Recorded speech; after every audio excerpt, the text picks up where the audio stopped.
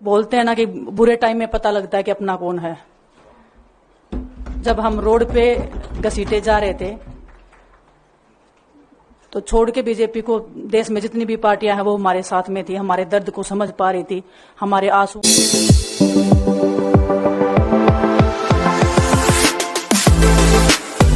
क्या है। तो मैं उम्मीद करती हूं कि मैं आपकी उम्मीदों पे खरा उतरूं बिल्कुल। और कांग्रेस पार्टी का मैं बहुत बहुत धन्यवाद करती हूं, क्योंकि जब बोलते हैं ना कि बुरे टाइम में पता लगता है कि अपना कौन है। जब हम रोड पे घसीटे जा रहे थे तो छोड़ के बीजेपी को देश में जितनी भी पार्टियां हैं वो हमारे साथ में थी, हमारे दर्द को समझ पा रही थी, हमारे आंसुओं को समझ पा रही थी। मैं बहुत प्राउड फील कर रही हूं कि मैं एक ऐसी पार्टी में, एक ऐसी विचारधारा में हूं जो महिलाओं के साथ हो रहा अन्याय और उनके साथ बुरे बर्ताव के खिलाफ खड़ी है। वो लड़ाई लड़ने के तैयार है, सड़क से लेकर संसद तक। और मैं विश्वास दिलाती हूं पूरे देशवासियों को कि जो मेहनत, जो लगन से हमने रेसलिंग में काम किया है, हम चाहते हैं कि देश के हर एक नागरिक को जो दर्द, जो तकलीफ हमने झेली है, खासकर महिलाओं के लिए, हर एक उस महिला के साथ में हम खड़े हैं जो अपने आप को लाचार, अपने आप को बेबस समझती है। रेसलिंग में मैंने पूरा कोशिश किया कि मैं जितनी भी महिलाओं को, छोटी बच्चियों को इंस्पायर कर सकती हूं।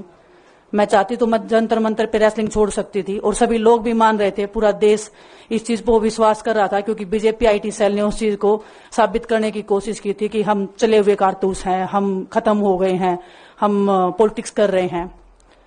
उन्होंने बोला मैं नेशनल नहीं खेलना चाहती, मैंने नेशनल चैंपियनशिप खेला। उन्होंने बोला ये ट्रायल्स दे के नहीं जाना चाहते, मैंने ट्रायल्स भी दिया। उन्होंने बोला कि ओलंपिक्स लेवल तक नहीं जाना चाहते, मैं ओलंपिक्स में गई, मैं फाइनल्स में गई। अनफॉर्चुनेटली परमात्मा को कोई और चीज मंजूर होगी। एक चीज मुझे पता है कि जब मेहनत आप करते हो तो जरूरी नहीं कि आपको उसी दिशा में मिले, कई बार दूसरी चीजों में भी आपको वो फल मिल जाता है। और परमात्मा ने मुझे मेरे देश के लोगों की सेवा करने का जो मौका दिया है, वो मैं मानती हूँ कि उससे बड़ा पुण्य का काम कोई नहीं हो सकता है। मेरे लिए बहुत प्राउड की बात है। एक मैं नई पारी की शुरुआत कर रही हूं आज से। मैं चाहती हूं कि जो हमने फेस किया एज ए खिलाड़ी होने के नाते, उन सब खिलाड़ियों को वो चीज ना फेस करनी पड़े। हम उनकी लड़ाई में साथ हैं। शायद उनको आज हिम्मत मिले कि जो पार्टियां पावर में रहती हैं शायद वो साथ में नहीं खड़ी हो, लेकिन उनके बहन भाई हैं जो उनके साथ में खड़े हैं। और हमें पता है स्पोर्ट्स में कितना गलत होता आया है, नहीं बोल पाते हैं खिलाड़ी।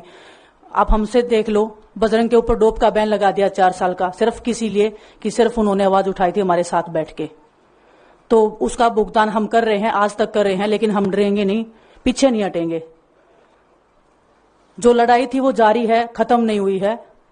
कोर्ट में हमारा केस चल रहा है, वो लड़ाई भी हम जीतेंगे, जिंदगी की जंग भी हम जीतेंगे।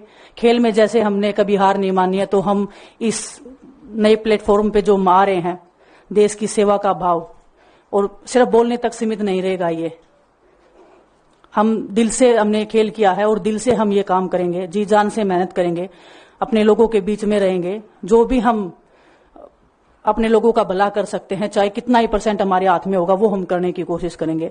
और मैं अपनी बहनों को बताना चाहती हूँ कि आपकी बहन आपके साथ में है। किसी भी मुसीबत में, किसी भी पल, किसी भी क्षण आप ऐसे मत समझना कोई भी आपके साथ में नहीं है। जब कोई नहीं खड़ा होगा तो मैं आपके साथ में जरूर खड़ी रहूंगी, कांग्रेस पार्टी आपके साथ में जरूर खड़ी रहेगी। ये हमने फील किया था और मैं वादे से कह सकती हूँ, दावे से कह सकती हूँ कि बिल्कुल आपके साथ भी खड़े रहेंगे। बहुत बहुत धन्यवाद आप सबका।